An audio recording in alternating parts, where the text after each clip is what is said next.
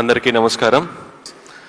Let me introduce my self. My name is Krishna Teja. నా పేరు కృష్ణ తేజ అండి. 2015 బ్యాచ్ ఐఏఎస్ ఆఫీసర్ని. నాకు ఇచ్చిన టాపిక్ వచ్చేసి ఎడ్యుకేషన్ గురించి మాట్లాడమన్నారు. I just thought I will share one of my life time experience about education.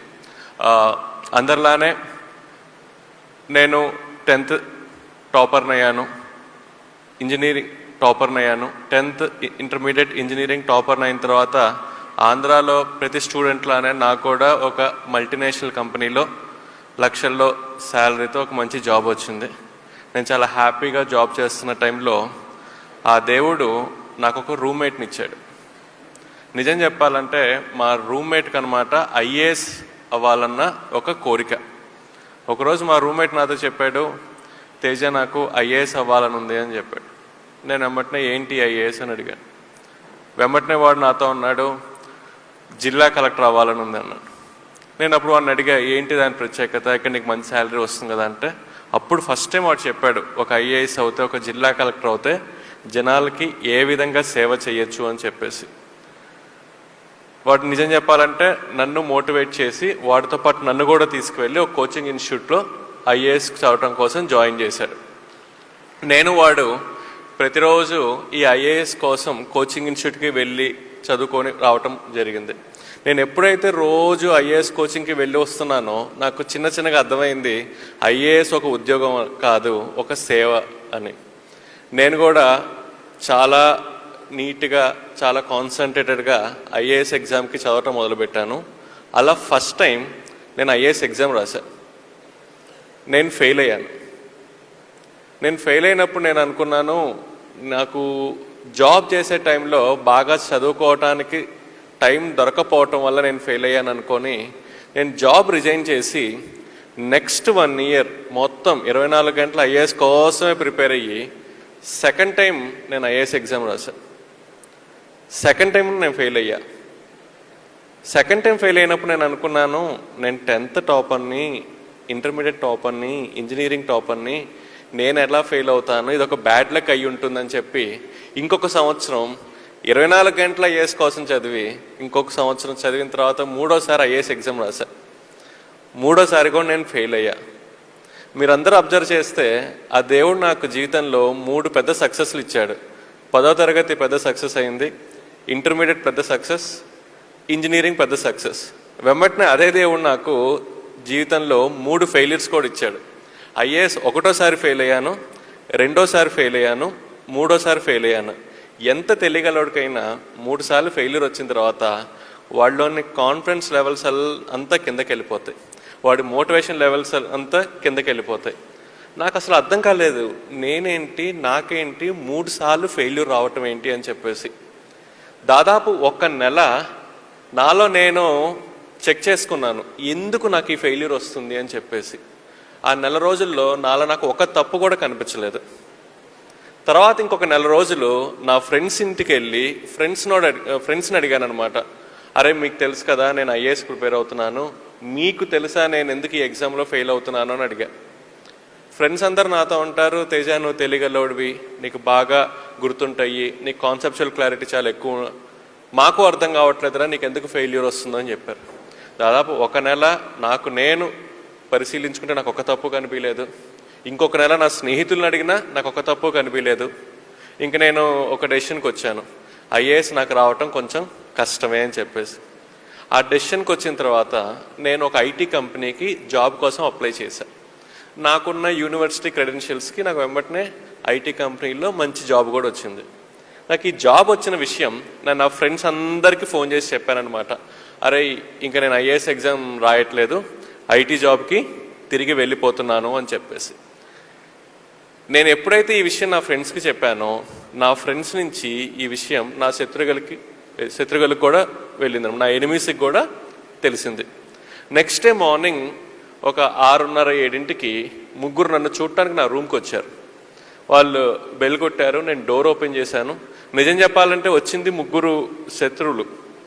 వచ్చింది నన్ను పలకరించడానికి కాదు, నన్ను ఎక్కిరించడానికి అనమాట. సరే శత్రువులైనా సరే నా రూమ్ దాకా వచ్చారు కాబట్టి ఆ 3 లోపలికి రమ్మని చెప్పాను, కూర్చోమని చెప్పాను.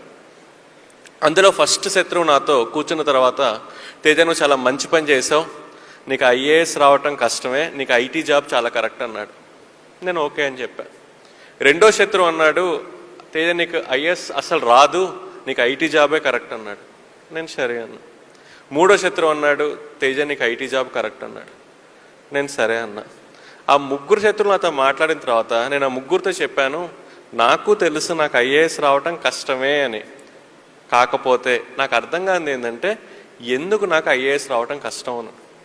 అప్పుడు ఫస్ట్ శత్రువు నాతో చెప్పాడు, తేజ ఏం లేదు, ఐఏఎస్ ఎగ్జామ్లో 2000 మార్క్స్కి రిటర్న్ ఎగ్జామినేషన్, నీ హ్యాండ్ రైటింగ్ కొంచెం బాగోదు కదా, అందుకని నీకు తక్కువ మార్క్స్ వస్తున్నాయి, అందుకని నీకు ఐఏఎస్ రావట్లేదని చెప్పాడు. వాడు చెప్పింది నిజమే, నా హ్యాండ్ రైటింగ్ బాగోదు, కాకపోతే నాకు తెలియంది ఏంటంటే నా హ్యాండ్ రైటింగ్ కారణం వల్ల నాకు ఐఏఎస్ రావట్లేదన్న ఒక విషయం. రెండో శత్రువు నాతో చెప్పాడు, తేజ ఐఏఎస్ ఎగ్జామ్లో 2000 మార్క్స్కి రిటర్న్ ఎగ్జామ్ కదా, ఏదైనా క్వశ్చన్ ఇస్తే దానికి సమాధానం నువ్వు 1వ పాయింట్ 2వ పాయింట్ 3వ పాయింట్ అని పాయింట్ వైజ్ రాస్తావు, కానీ ఐఏఎస్లో మంచి మార్క్స్ రావాలంటే ఒక విషయం మంచి లాంగ్వేజ్లో కథలాగా రాస్తే ఎక్కువ మార్క్స్ వస్తాయి, నీకు అది తెలియదు అని చెప్పాడు. వాడు చెప్పింది కరెక్టే. నేను ఇంజనీరింగ్ స్టూడెంట్ని, ఏదైనా క్వశ్చన్ ఇస్తే 1వ పాయింట్ 2వ పాయింట్ 3వ పాయింట్ ఎట్లా రాయాలో నాకు తెలుసు, కానీ ఒక విషయం మంచి భాషలో ఒక ఆర్ట్స్ స్టూడెంట్ రాసే విధంగా రాయటం నేను ఎప్పుడు నేర్చుకోలేదు, నాకు తెలియదు. మూడో శత్రువు చెప్పాడు, తేజ నువ్వు ఏం మాట్లాడినా చాలా సూటిగా మాట్లాడతావు, కానీ ఇంటర్వ్యూలో చాలా డిప్లొమాటిక్గా మాట్లాడితేనే మంచి మార్క్స్ వస్తాయి, అది నీకు తెలియదు, అందుకని నీకు ఐఏఎస్ రావట్లేదని చెప్పాడు. అట్లా 3 శత్రువులు నాకు 3 కారణాలు చెప్పి వాళ్ళు తిరిగి వెళ్ళిపోయారు. ఆ క్షణంలో నాకు జీవితంలో ఒక సత్యం అర్థమైంది. ఏంటి అంటే మన జీవితంలో పాజిటివ్స్ ఏంటో తెలుసుకోవాలి అంటే మనం ఎవరిని అడగాలి? మన ఫ్రెండ్స్ని అడగాలి. అదే మన జీవితంలో నెగిటివ్స్ ఏంటో తెలుసుకోవాలంటే మనం అడగాల్సింది డైరెక్ట్గా వెళ్ళి మన శత్రువుల్ని. కారణం ఏంటి? మన శత్రువుల యొక్క పని ఏంటి? 24 గంటలు మనల్ని అబ్జర్వ్ చేస్తూ మనలో ఉన్న నెగిటివ్స్ ఐడెంటిఫై చేయటమే మన శత్రువుల పని. సో మనకన్నా మనలో ఉన్న నెగిటివ్స్ ఎవరికి తొందరగా తెలుస్తాయి? మన శత్రువులకి. నాకు నా శత్రువుల కారణం వల్ల చాలా క్లియర్గా అర్థమైంది నాకు ఐఏఎస్ రాంది 3 కారణాలు అని. హ్యాండ్ రైటింగ్, నేను సమాధానం ఎలా రాస్తున్నాను అనే విషయం మీద, నేను మాట్లాడే విషయం మీద. వెంబటనే నేను మా నాన్నగారికి ఫోన్ చేశాను. నాన్నగారు నాకు ఇంకొక సంవత్సరం కూడా కావాలి, నేను ఇంకోసారి కూడా ఐఏఎస్ రాద్దామని. వెంబటనే మా నాన్నగారు తిట్టారనమాట.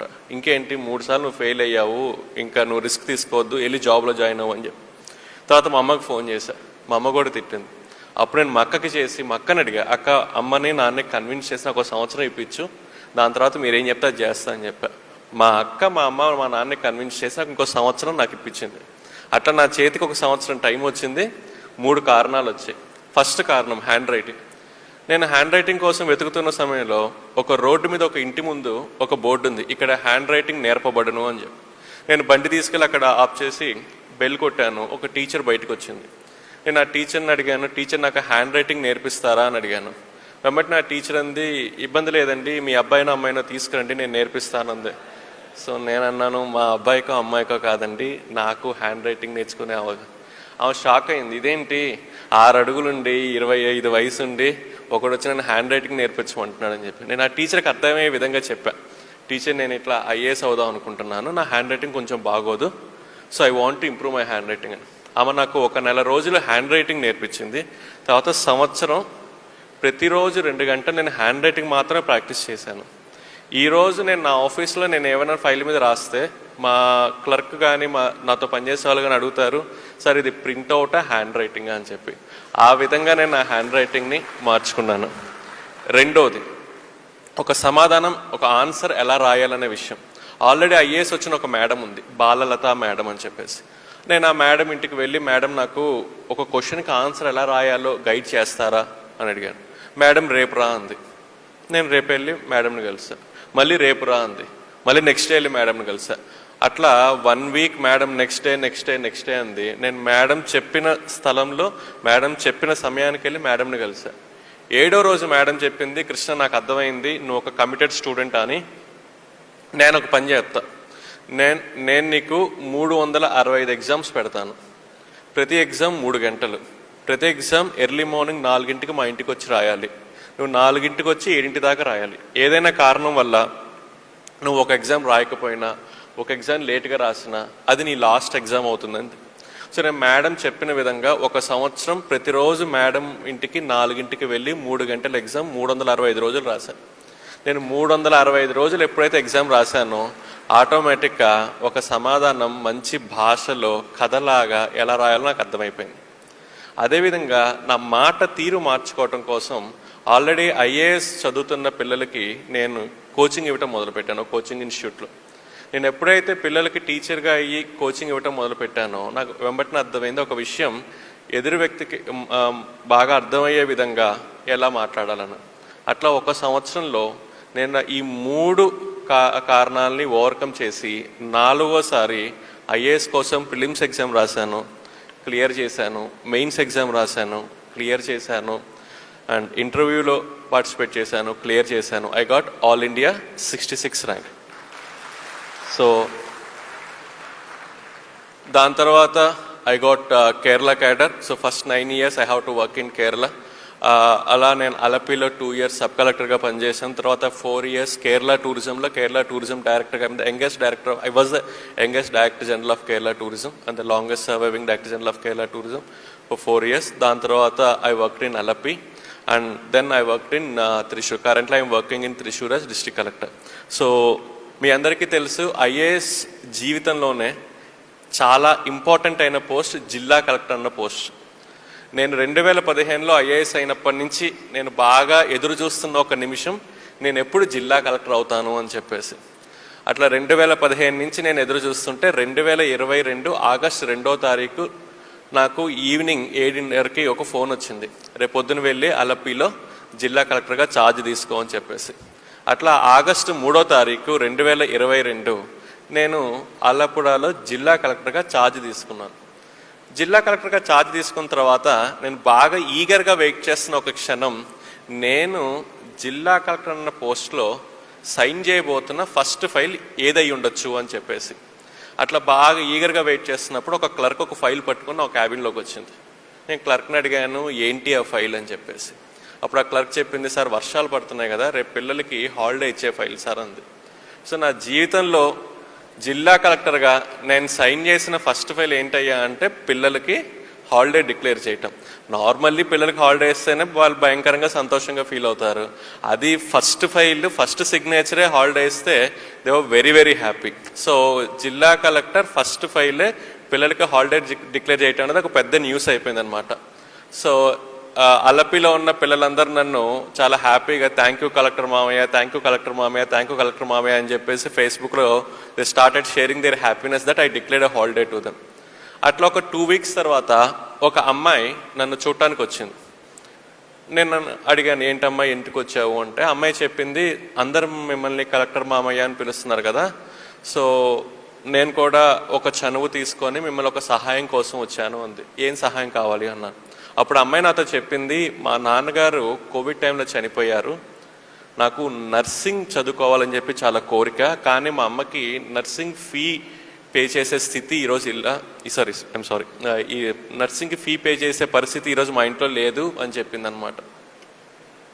అప్పుడు నేను అడిగాను ఏం కావాలి అంటే, నాకు ఎవరైనా స్పాన్సర్ని చూస్తారా నర్సింగ్కి ఫీ పే చేయడానికి అండి, నేను ట్రై చేస్తానని చెప్పి. అప్పుడు నాకు తెలిసిన చాలా పెద్ద హీరో అయిన శ్రీ అల్లు అర్జున్ గారికి ఫోన్ చేశా, ఇట్లా ఒక అమ్మాయి ఉంది, మీరు ఏమైనా హెల్ప్ చేస్తారా అంటే, అప్పుడు అల్లు అర్జున్ గారు కూడా 1 సంవత్సరం కాదు 4 సంవత్సరాలు కావాల్సిన ట్యూషన్ ఫీ, హాస్టల్ ఫీ మొత్తం నేనే పే చేస్తానని చెప్పి మొత్తం ఆయన కాలేజ్లో పే చేశారు. ఈ అమ్మాయి కాలేజ్కి వెళ్ళి రావటం మొదలుపెట్టింది.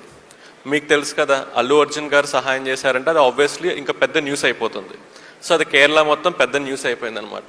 ఆ న్యూస్ చదివి నెక్స్ట్ డే ఇంకొక అమ్మాయి నన్ను చూడటానికి వచ్చింది. ఆ అమ్మాయి చెప్పింది, మా నాన్నగారు కూడా కోవిడ్ టైంలో చనిపోయారు, నాకు ఇంజనీరింగ్ చదువుకోవాలని ఉంది, నాకు ఎవరైనా సహాయం చేస్తారా అని అడిగింది.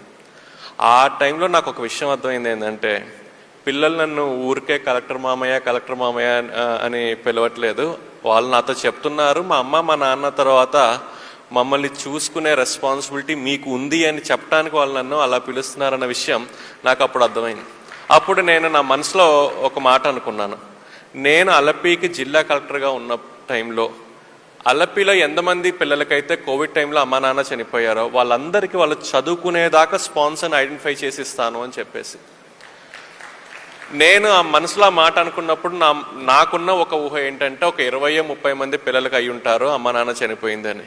కానీ సర్వే చేసిన తర్వాత నాకు అర్థమైంది ఏంటంటే అలపిలో కోవిడ్ టైంలో అమ్మ నాన్న చనిపోయిన పిల్లలు 20-30 కాదు, 100 కాదు, 200 కాదు, 293 మంది పిల్లలకి కోవిడ్ టైంలో అలపిలో అమ్మ నాన్న చనిపోయారు. కానీ మనసులో ఒక మాట తీసుకున్నాను కాబట్టి వాళ్ళ కోసం నేను ట్రై చేయటం మొదలుపెట్టాను. 6 నెలల్లో 293 మందికి వాళ్ళు చదువుకునేదాకా స్పాన్సర్ని ఐడెంటిఫై చేసి వాళ్ళకి ఇచ్చిన తర్వాతే నేను అలపి నుంచి మారి త్రిశూర్లో ఛార్జ్ తీసుకున్నాను. సో ఒక మాటలో చెప్పాలంటే అలపిలో there is no covid orphan who can discontinue his studies because of financial issues. So Alleppey నుంచి నేను త్రిశూర్కి వెళ్ళంగానే అగైన్ పిల్లలందరికీ ఒక ఎక్స్పెక్టేషన్ ఉంటుంది. ఎందుకంటే అలపిలో కోవిడ్ అందరికీ నేను హెల్ప్ చేశాను కాబట్టి త్రిశూర్లో కూడా. సో త్రిశూర్లో 609 పిల్లలు ఉన్నారనమాట. ఈ 609 పిల్లలకి కూడా వాళ్ళు చదువుకునేదాకా సహాయం చేసే స్పాన్సర్ని నేను వాళ్ళకి ఇచ్చేశాను. సో టోటల్ చూసుకుంటే అలపి అండ్ త్రిశూర్ అరౌండ్ 1000 పిల్లలకి మేము హెల్ప్ చేశాం. ఈ విషయం ఇక్కడ దాకా వచ్చి మీ అందరికీ చెప్పే కారణం ఏంటంటే ఈ 1000 మందిలో దాదాపు ఒక 100-150 మంది సహాయం చేసింది మీ రొటేరియన్సే. So I thought I should thank all of you for being part of this journey. నా ఒక జర్నీలో మీరందరూ భాగం అవటం వల్ల I thought I should share and I should personally thank the fraternity of Rotarians for coming forward and support. And చాలా కొంత టైంలో ఒక్కొక్కరు ఇండివిజువల్గా స్పాన్సర్ చేశారు, కొన్నిసార్లు రోటరీ యాజ్ ఎ బ్రాంచెస్గా స్పాన్సర్ చేసినాయి. But they came forward with welcoming hand. So thank you so much. So ఇవన్నీ మీకు చెప్పడానికి కారణం ఏంటంటే మీరు ఉన్న ప్లేస్లో కూడా ఇదే ఒక అవసరంతో పిల్లలు ఉన్నారు. అలపిలోనే కాదు పిల్లలకి అమ్మ నాన్న చనిపోయింది, త్రిశూర్లోనే కాదు పిల్లలకి కోవిడ్ టైంలో అమ్మ నాన్న చనిపోయింది. ఈవెన్ విజయవాడలో కూడా నాకు తెలిసి ఇదే ఒక పరిస్థితి ఉంటుంది, గుంటూరులో కూడా ఇదే పరిస్థితి ఉంటుంది, మీరున్న ఏరియాస్ కూడా ఇదే పరిస్థితి ఉంటుంది. So wherever it is possible try to support this children. There are this children. Okay, covid కారణం వల్ల ఇబ్బంది పడుతున్న పిల్లలు ఉన్నారు. So they need your support. Looking forward and thank you so much for giving me this opportunity and hope I made it short and interactive. Thank you so much.